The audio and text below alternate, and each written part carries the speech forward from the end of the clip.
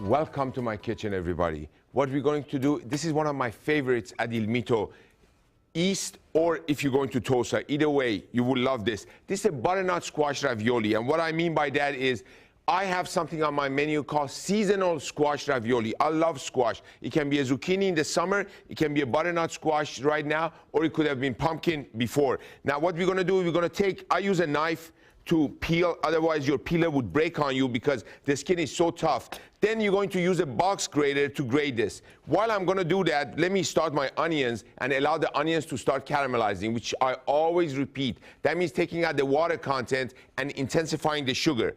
So natural sugars. Right here, we're going to add the onions. Notice I did not add any oil to my pan yet. Right now, I'm gonna add a little bit of oil because by adding the onions, I cool down the temperature of the pan so I do not smoke my oil. And look at my oil again, if the camera can give me a close-up here. You see the oil is completely unrefined. This is unrefined extra virgin olive oil. That's why it's a little bit cloudy. While the onion is doing its thing, aroma, aroma, aroma. I love it. I love food. Let's take the box grated, the coarse side, and you hold your squash or anything else that you're going to use a grater for, and you, in an angle, you start grating. If you need more control, you tip it a little bit. But for me, I am your master chef. I don't need more control, even though I'm a control freak. A dash and a tap. Then we're going to use your knife as a scraper, and we're going to scrape this in your hand, turn around, pull the knife away, and we're going to put the butternut squash in there.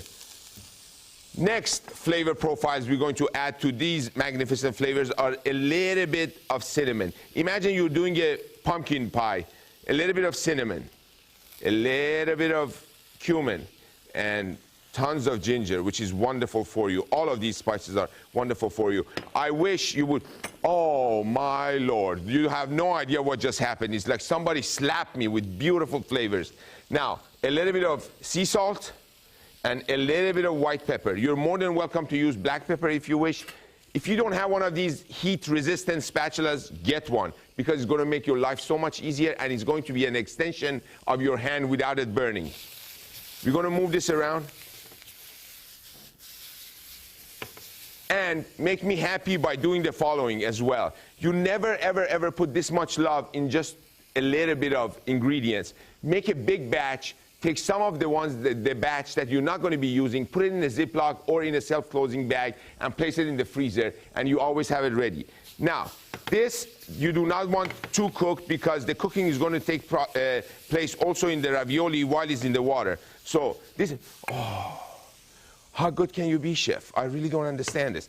A little bit of brown sugar for some sweetness, and the contrast of the sage cream sauce and the burnt butter that we're going to do later is going to be a beautiful contrast.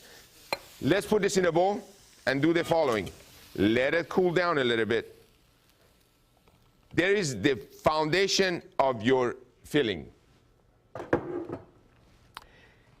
Right here, I have a little bit of Chicago-style ricotta cheese. What is the Chicago-style ricotta cheese? It's a creamy texture ricotta. That means the ricotta has been blended really fine and it's creamy. It's a great binding agent.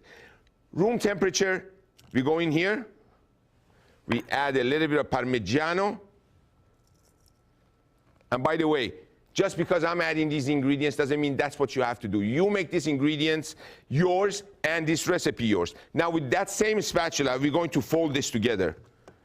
And what I mean by folding is just pulling it together and squishing it so they become all one.